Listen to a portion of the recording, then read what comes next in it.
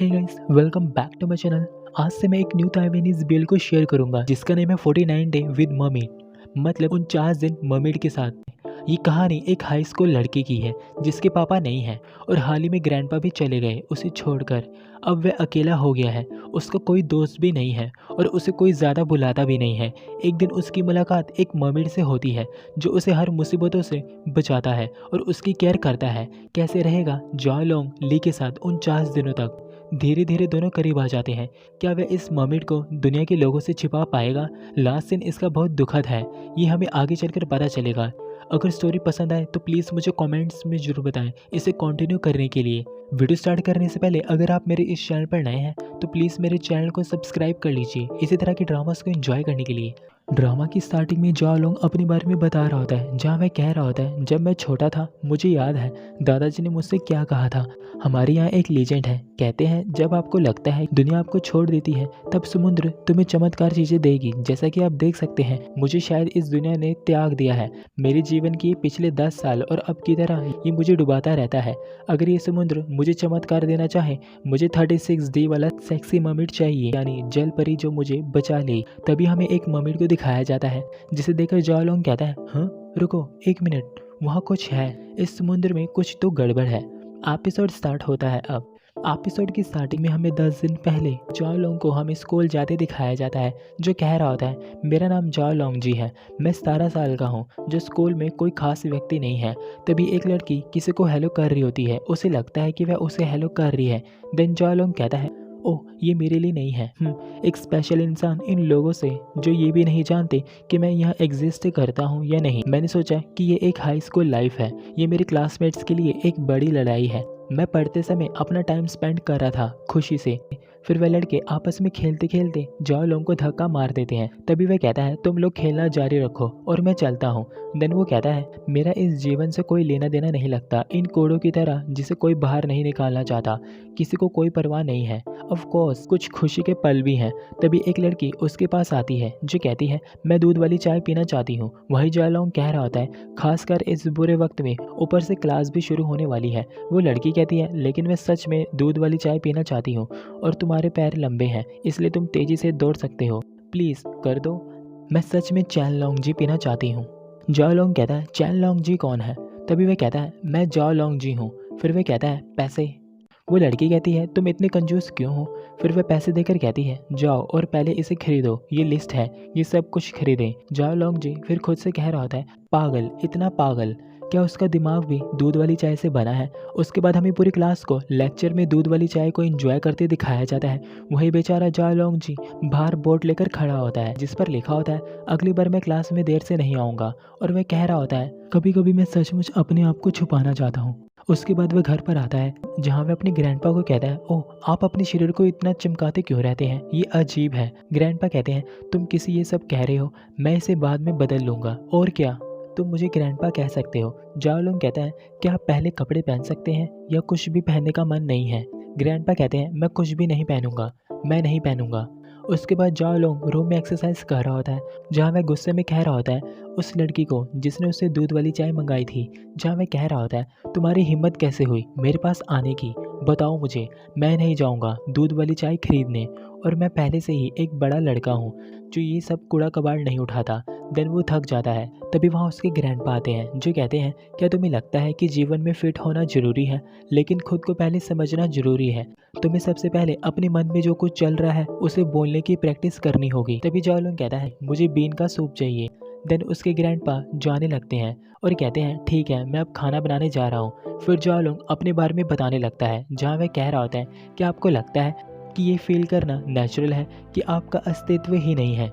मेरे लिए ये नहीं था। जब मैं पैदा हुआ तो मेरी मॉम का निधन हो गया, कम से कम मेरे डैड मेरे पास थे। फिर हमें जॉ लोंग के बचपन का सीन दिखाया जाता है कि कैसे उसके पापा उसके लिए ब्रेकफास्ट रेडी कर कर उसे बुला रहे होते हैं, जहाँ वे कह रहे होते हैं, लोंग जी, लोंग जी। देन लोंग जी आता है। उसके पापा कहते हैं, चलो खाना खाएं। फिर जॉ लोंग कह रहा होता है, मेरे पापा ने कहा कि मॉम मुझसे प्यार करती हैं, इसलिए वे भगवान के पास कहने गई हैं मुझे हमेशा आशीर्वाद देना और मेरी रक्षा करना। देन उसके पापा कहते हैं, यहाँ आओ और अपनी मॉम के लिए कुछ धूप जलाओ। वह चिंतित है कि हम उन्हें भूल गए तो, इसलिए हमें हर बार प्रार्थना करनी होगी।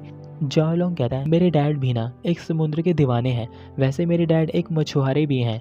यहाँ तक कि अपनी छुट्टियों के दिनों में भी वह मुझे मछली पकड़ने ले जाते थे। उन्होंने मुझसे ये भी वादा किया कि जब मैं अपनी सांस रोक सकूंगा तो वह मुझे तैरना सिखाएंगे। देन हमें उसके पापा को उसे तैरना सिखाते दिखाया जाता है। जाओ लोंग कहता है पर उसके बाद पापा की नाव बड़े तूफान की चपेट में आ गई। फिर उसके बाद मेरे पापा कभी वापस नहीं आए, इसलिए मैंने कभी तैरना नहीं सीखा। जब भी मेरी स्विमिंग की परीक्षा होती थी तो मेरा मजाक उड़ाया जाता था, इसलिए इसके बजाय मेरी टीचर ने मुझे 3000 मीटर दौड़ने को कहा। मुझे ये समझ नहीं आया, यदि पूल केवल 50 मीटर लंबा है तो मुझे 3000 मीटर दौड़ने की क्या ज़रूरत थी। वैसे भी जब भी कोई पेरेंट टीचर मीटिंग होती या स्पोर्ट्स मीटिंग होती, मेरे ग्रैंडपा वही हमेशा अटेंड करते थे। मुझे धीरे धीरे एहसास हुआ ये केवल एक चीज़ नहीं थी, इसने मुझे अलग बना दिया। मैं अपने पापा से होमवर्क में मेरी मदद करने के लिए कहना चाहता था और मेरी मॉम मुझे स्कूल से लेने आएंगी और घर जाते समय कुछ स्नैक्स खरीदेंगी। जब आपको ये एहसास होता है कि कुछ चीज़ें ऐसे कभी नहीं होंगी, उनके बारे में ना सोचना ही बेहतर होगा, फिर उतना दर्द नहीं होगा और कुछ नहीं। हालांकि मुझे गलत मत समझो, मैं अपने ग्रैंडपा को दोष नहीं देता। मैं जानता हूँ कि उन्होंने मुझे अकेले ही पाला है। उन्होंने मेरे लिए सब चीज़ें बेस्ट की हैं। वह एकमात्र व्यक्ति हैं जिनके साथ मैं सच बोल सकता हूँ। उसके बाद जाओलोंग को अपने दादाजी के साथ मस्ती करते दिखाया जाता है। जाओलोंग कहता है लेकिन शायद इसलिए क्योंकि मैं बहुत सुरक्षित महसूस करता था। मैं हमेशा उनका ख्याल नहीं रखता था जैसे वह मेरा रखते थे। तभी जाओलोंग कहता है ग्रैंडपा मैं अपना होमवर्क करने कोंग जियान के घर जा रहा हूँ। तभी उसके ग्रैंडपा कहते हैं होमवर्क करने या फिर वीडियो गेम खेलने? तुम अपनी किताबें तो नहीं लेकर जा रहे हो? जिसे जाओलोंग अपनी किताबें उठाता है और कहता है ये देखो क्या मैं अब जा सकता हूँ? ग्रैंडपा कहते हैं तुम्हारे होमवर्क टीचर ने आज मुझे फ़ोन किया था।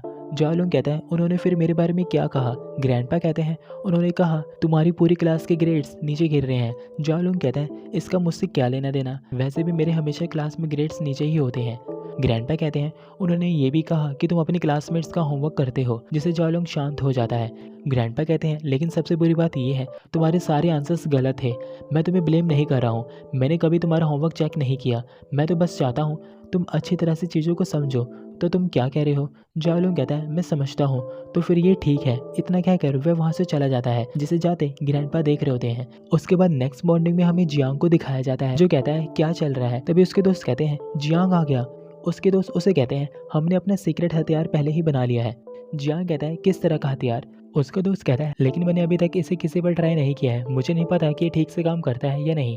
तभी जियांग की नज़र जाओलोंग पर जाती है। फिर उसके दोस्त उसे पकड़कर कहते हैं यहाँ आओ। जियांग जाओलोंग को कहता है हमारे प्रोडक्ट को टेस्ट करें, क्या ये तुम कर सकते हो? जाओलोंग मुस्कुराकर हाँ में सिर हिलाता है। जियांग कहता है सच में?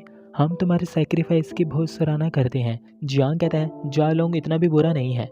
जाओलोंग खुद से कह रहा होता है वह सच में मेरा नाम कैसे जानता है? फिर वह कहता है मुझे क्या करना है? देन वो जाओलोंग को अपने सामने खड़ा कर देते हैं, जहाँ सभी उस पर कलरफुल वाटर बैलून मार रहे होते हैं।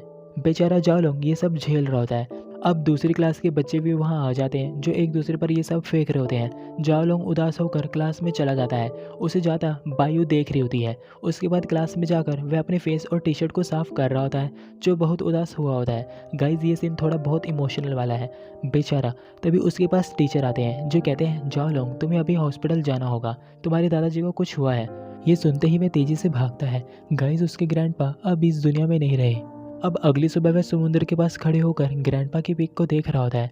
साथ ही उनके लिखे लेटर को खोलकर रीड करता है, जहाँ लिखा होता है लॉन्ग जब एक दिन दादाजी यहाँ नहीं रहेंगे तुम ज़रूर दुखी होगे, लेकिन प्लीज़ बहुत लंबे समय तक दुखी ना रहें। हमारा साथ में समय बिताना बहुत कम था। हम चाहते थे दूसरी कंट्री में ट्रैवल करना एक साथ। फ्यूचर में किसी दिन देखना हम जरूर एक दूसरे को फिर से मिलेंगे। देन वो उस पेपर को प्लेन बनाकर उड़ाता है और बॉक्स से पाउडर को गिरा कर कहता है मुझे आशा है कि आप ना खुश हैं दूसरी दुनिया में, हर दिन दुखी, इतना दुखी हूँ कि आप मुझे सपनों में परेशान करोगे, हर रात मुझे सताओगे। तभी पाउडर आँख में चला जाता है, जिससे वह कहता है अरे मेरी आँख। बैलेंस बिगड़ने की वजह से वह गिरने वाला होता है। तभी कोई उसे अचानक से पीछे धकेल लेता है और वह पीछे गिर जाता है। बैठकर वह एक लड़के को बिना कपड़ों के भागते देखता है, जिसे वह कहता है अरे ये क्या था। फिर वह जल्दी जल्दी में अपना बॉक्स उठाता है। देन वो उसी लड़के को देखता है जो ली होता है। ली गुस्से में उसे कहता है हे। ये सुनकर जाओलोंग डर जाता है। जाओलोंग उसे नीचे से ऊपर तक देखकर कहता है क्या? ली कहता है क्या चल रहा है? ली कहता है तुम कौन हो और यहाँ क्यों आए हो, बोलो क्या बात है, ये तुम्हारा चेहरा है। जाओलोंग कहता है मेरे चेहरे में क्या खराबी है? देन ली उसका फेस पकड़ कर कहता है मैं कह रहा हूँ क्योंकि मैंने तुम्हारा फेस देखा है, इसलिए मैं यहाँ ऊपर आया हूँ। जाओलोंग कहता है तुम नीचे रहते हो? तभी ली उसके करीब जाने की कोशिश करने लगता है। जिसे जाओ लोग धक्का मार देता है, पर ली उसे पकड़ लेता है, जिससे जाओ लोग अपनी पैंट उतार कर अंडरवियर में भागता है। भागकर वह अपने घर की गली में पहुंचता है, जहां वह कह रहा होता है वहाँ एक बिना कपड़ों के आदमी क्यों था? क्या वह मेरे साथ खेलना चाहता था? क्या मेरे साथ खेलना भी मज़ेदार है? वह निश्चित रूप से एक भूत है। दादाजी मेरी मदद करो। तभी वह बायू से टकरा जाता है और कहता है बायू। बायू कहती है तुम यहाँ क्या कर रहे हो, मुझे बताओ। जाओ लोंग जी उसे वे सारी बातें बताता है, जिसे बायू कहती है तुम्हें लगता है कि मैं पागल हूँ? जिसे वह उसे एक मारने वाली होती है। तभी जाओ लोंग जी कहता है मेरे दादाजी प्रूव हैं, जिससे बायू रुक जाती है। तभी जाओ लोंग जी के पास फ़ोन आता है, जिसे वह पिक करता है। बायू कहती है वह कौन है जिसे बुलाया गया है, तुम इतने उदास क्यों हो गए? जाओ लोंग जी कहता है ये एक केक शॉप की दुकान का फ़ोन था, ये दादाजी के बर्थडे का गिफ्ट था, लेकिन मुझे नहीं लगता कि अब केक को मेरी ज़रूरत होनी चाहिए। बायू कहती है कौन कहता है इसकी ज़रूरत किसी को नहीं है, मुझे एक केक चाहिए, चलो जाओ और ले आओ। जाओ लोंग कहता है लेकिन मुझे पहले अपनी पैंट पहननी है। देन वो चला जाता है। उसके बाद वह घर जाता है और केक को खोलकर चेक करता है। फिर वह उदास होकर बाथरूम में जाता है, जहाँ वह अपनी टी शर्ट को उतारता है और अपने बचपन के पलों को सोचता है, जहाँ उसके पापा कह रहे होते हैं यदि तुम सांस रोकना सीख गए तो मैं तुम्हें तैरना सिखाऊंगा, ओके। जाओ लोंग कहता है ठीक है मैं ट्राई करता हूँ।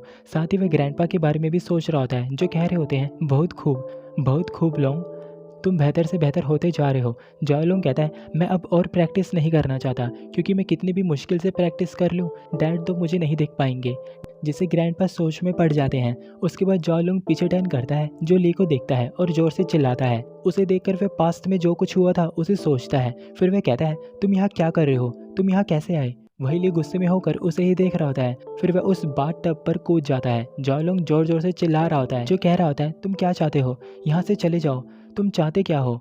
वही ली खुश हो रहा होता है, जो कह रहा होता है मेरी पूंछ वापस आ गई, मेरी पूंछ, अरे वाह मेरी पूंछ वापस आ गई। दूसरी तरफ जाओ लोंग डर से चिल्ला रहा होता है और वह भागने लगता है। तभी ली उसे अपनी पूंछ मारता है, जिससे वह नीचे गिर जाता है। कुछ समय के बाद जाओ लोंग की आंखें खुलती हैं, जो बेड पर लेटा हुआ था, जहाँ वह कह रहा होता है मुझे क्या हुआ था अभी। तभी उसे सब कुछ याद आ जाता है। जो ली को मारने के लिए एक पैन और एक स्पैचुला लेकर जाता है। बाथरूम में जाकर वह देखता है कि ली यहाँ नहीं है। तभी वह पैन और स्पैचुला को फेंक कर कहता है ओह नो। फिर उसे स्कूल भागकर जाते दिखाया जाता है, जहाँ वह कह रहा होता है मैं बर्बाद हो गया। क्लास शुरू हो चुकी है। क्लास में जाकर उसे पता चलता है कि समर वेकेशन स्टार्ट हो गई हैं। ये नोटिस बोर्ड पर लिखा हुआ था। तभी वह खुद को कह रहा होता है मैं इडियट हूँ। और ये एपिसोड हमारा यही ख़त्म हो जाता है। होप आप लोगों को ये वीडियो पसंद आई हो। क्या मुझे इस ड्रामा को कंटिन्यू करना चाहिए? अगर करना चाहिए तो प्लीज़ मुझे कमेंट्स में ज़रूर बताएं।